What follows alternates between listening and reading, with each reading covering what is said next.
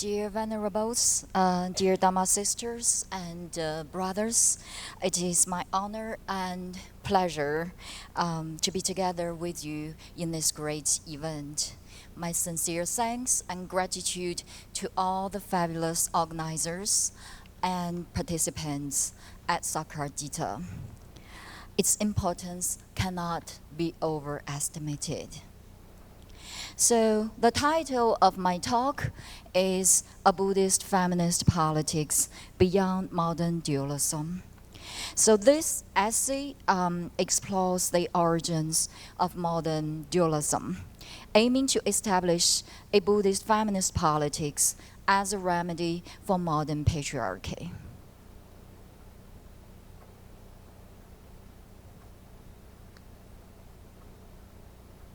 The first part, innumerable shades of modern ignorance.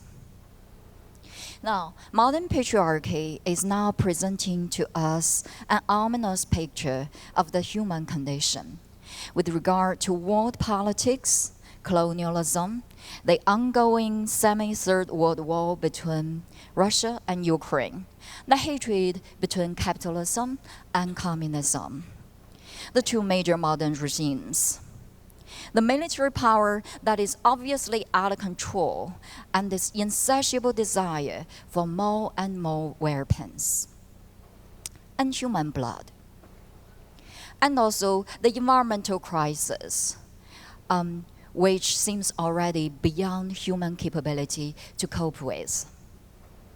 With regard to domestic issues, universal sexism, racism, oppression, gender violence, and countless other problems.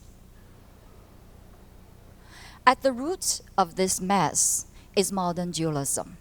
Heidegger examined the essence of modern metaphysics as objectification, that is, to take something as an object. Feminist philosophers further the critique to political arena. Caroline Merchant, for example, disclosed the intrinsic connection between the objectification of nature and that of women. Val Plumwood explored dualism as colonialism. Objectification, that is, to make the other an object, be it a different sex, nation, or a different political regime, persons with different skin color, from different classes, or nature, or other species, is domination.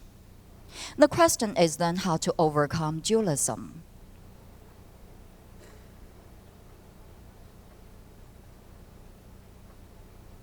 Now, according to Buddhism, dualism is, first of all, not a philosophical problem, but an existential problem. This is where it speaks to our modern situation. Dualism originates from the fundamental ignorance of humans being in the world, namely the very need of self-affirming through other negating.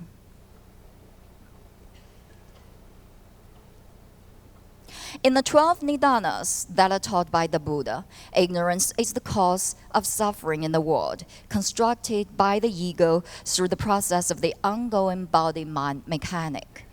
As long as one lives in ignorance, one is necessarily trapped in the dualism of self-other, self-world. Therefore, the domination of human over nature, man over woman, spirit over body, and subject over object. Ignorance primarily means not knowing, which designates the fundamental and ordinary status of human existence. That is, the world is presented to me as something other than myself. It stimulates, agitates, and drives the self that is constructed through the process of the 5 skandhas. Insofar as we are not enlightened, we are always already trapped in delusion that is rooted in the duality of the self and the world. The second part is on the origins of dualism and ignorance in the Huayan Sutra. Huayan school is pretty big in Korea. I'm sure you're all familiar with the quotes here. So, why does this fundamental ignorance exist at all? Where is its origin? In response to these questions, the Huayan Sutra states, quote, all dhammas have no function and have no substantial nature. Therefore, all of them do not know one another. Like the waters in a river, the rushing flow races past, each unaware of the other. So it is with all dhammas. It's also like a massive fire. Blazing flames shoot up at once, each not knowing the others. All dhammas are also thus.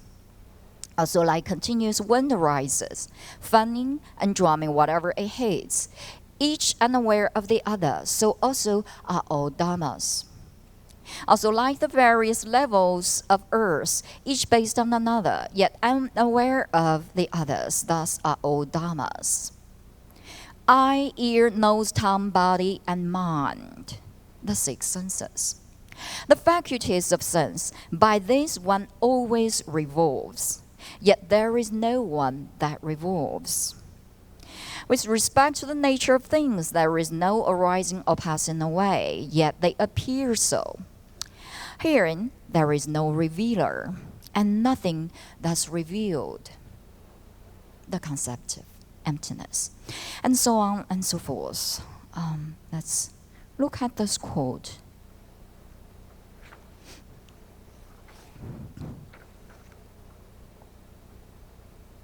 Here, ignorance is illustrated by the movement of these four elements. The fundamental not knowing or ignorance is left as it is to the natural process of the cosmos. The origin of the constantly unfolding ignorance, i.e., the disclosing of ignorance as the event of samsara, lies in the nature of all dhammas, which is ultimately empty, wherein there is the arising and passing away, the dependent origination of all.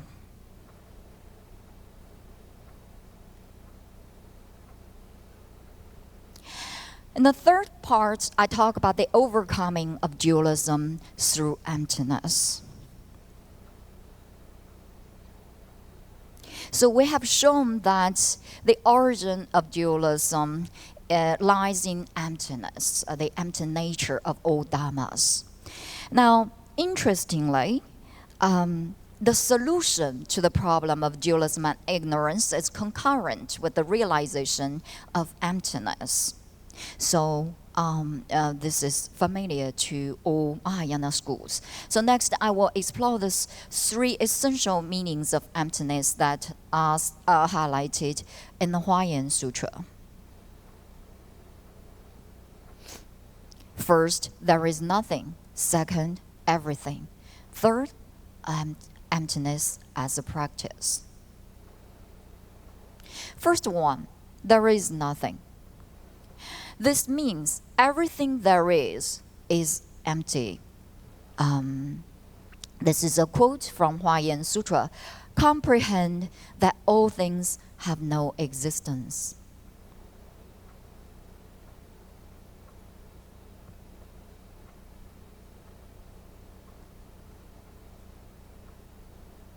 The second meaning is emptiness as everything. So this is famously expressed by the Heart Sutra. Emptiness is form. And the Huayan Sutra has, there is no difference between emptiness and the world. Abiding in the world is also abiding in emptiness. Now, this is a point accentuated by all Mahayana schools. So, i.e., this is the oneness of samsara and nirvana, of the realm of the sentient beings and the Dharma realm, and so on.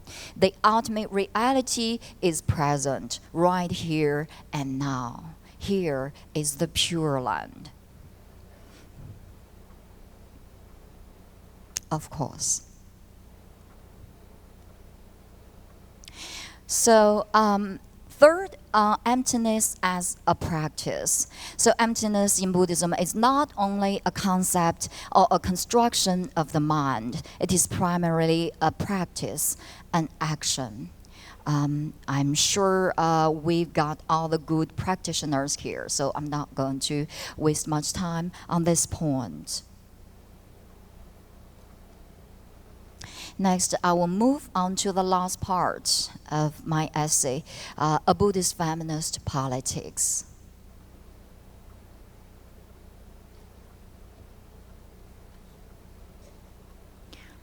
So in this part, I want to elaborate what Buddhist practice can contribute to world politics. I aim to establish a Buddhist feminist politics as a remedy for modern patriarchy.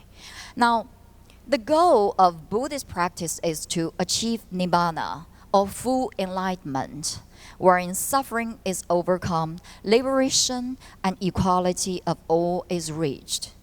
All forms of dualism are overcome in enlightenment.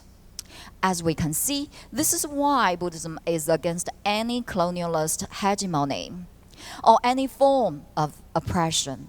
Now, Buddhist feminist politics calls for a politics that dares to aim at a society free of oppression, grounded in compassion and wisdom, one of liberation and equality of all.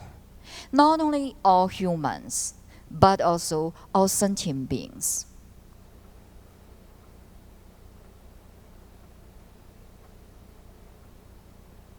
The feminist goal of deconstruction of gender essence can be achieved through the teaching and the practice of not-self,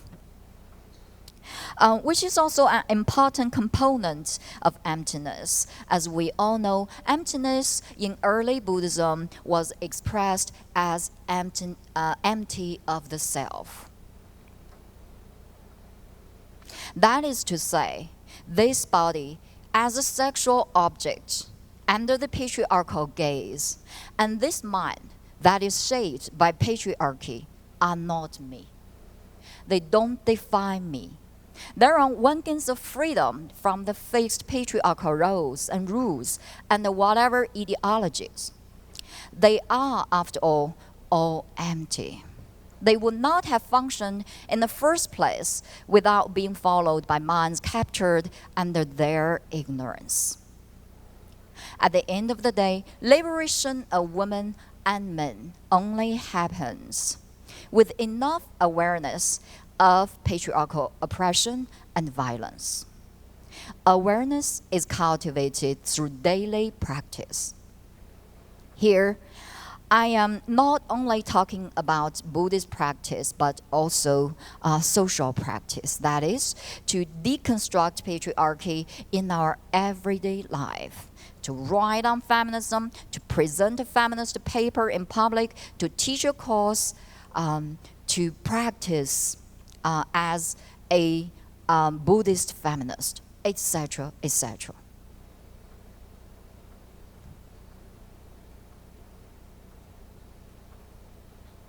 Now, undoubtedly, Buddhism is still a patriarchal religion. That is, it was developed in patriarchy, and gender discrimination has been throughout history and still is a serious problem to Buddhism. I believe Buddhism needs to make progressive feminist changes if it is faithful to its belief and practice of liberation and equality of all sentient beings. Now, one common idea held by many is that gender equity can wait in front of other urgent issues like global wars, global warming, the imminent systematic collapse of global economy, and so on and so forth. However, we have to understand these serious problems are not going to be fixed within the present modern patriarchal regimes. While both capitalism and communism are on the downfall and are at war with each other. Rather, they are precisely caused by the patriarchal regimes. Feminist perspectives, instead of patriarchal ones, should be taken in order to offer solutions to these problems that are virtually ending our planet. It is the same with domestic issues. That is to say, we're not going to wait to do feminism until patriarchy solves the problems of unemployment, poverty, healthcare, housing, gender violence, and so on and so forth. That is not going to happen. We're looking to address these social problems within feminist perspectives, with feminist revolutions.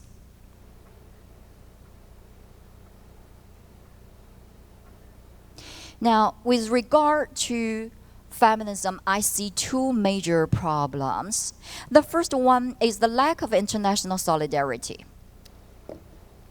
which is why we are here. Now, women are still segregated under patriarchal rule. Simone de Beauvoir insightfully pointed out this problem more than half a century ago.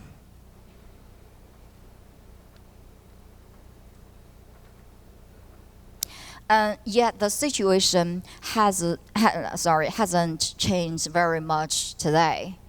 Women still seek identity in their attachment to men. If the husbands, quote, belong to the bourgeoisie, they identify themselves with that class, not to proletarian women.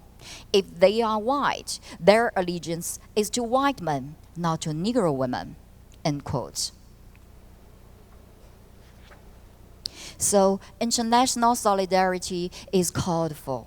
A crucial step is to create organizations and social institutions to cultivate and foster domestic and international female solidarity, like Sakyadhita. As long as there is no such solidarity, deconstruction of patriarchy is but a dream. The second problem is patriarchal marriage and family. On the one hand, men still hold power and money tightly, making it extremely difficult for women to gain political power and economic benefits. On the other, patriarchy has been taking all their efforts to indoctrinate women with patriarchal morality, that beauty is about being sexy, that the obedient mother who silently reproduces and rears children is the great female exemplar. It aims to bind women onto reproduction and continue their thousands of years old history as sexual slaves. In China, the CCP urges women to get married and to give birth to 3 children. In the US, women have lost constitutional protection of abortion rights. Numberless women will pay the price of life for it.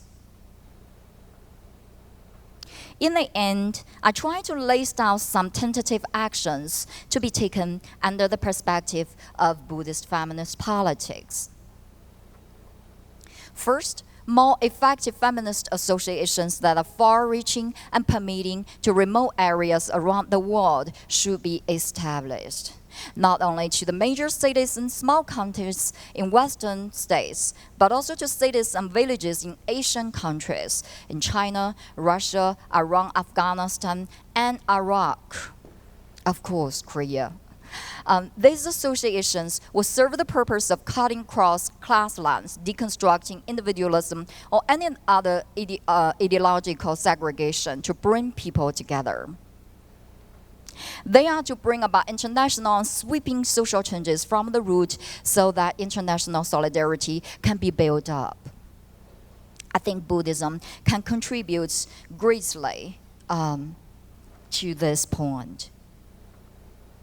Second, international education organizations on feminism should be formed so that feminist awareness can grow internationally. Awareness is everything. Take a look at the Iranian women's struggle for the right to remove the hijab. The problem is that they don't seem to receive any conspicuous help from women around the world. There have been protests. with little influence on the Iranian government. We must reflect upon this astonishing fact when men nowadays tighten bonds consciously by joining each other in wars. We have seen female leaders shouting out their firm solidarity with Ukraine without one word uttered out of their mouths for the sisters in Iran or Afghanistan. Where have we lost our power? How to regain it?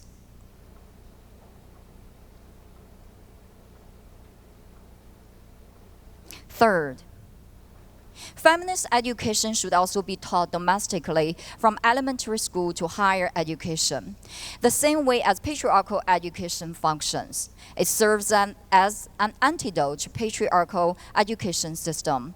This, I would argue, is the ground for the feminist revolution. Ideally, feminist education should grow so deep in the society that feminists should occupy all the different kinds of positions in different social areas. This is not a fantasy, but something that has been happening all the time.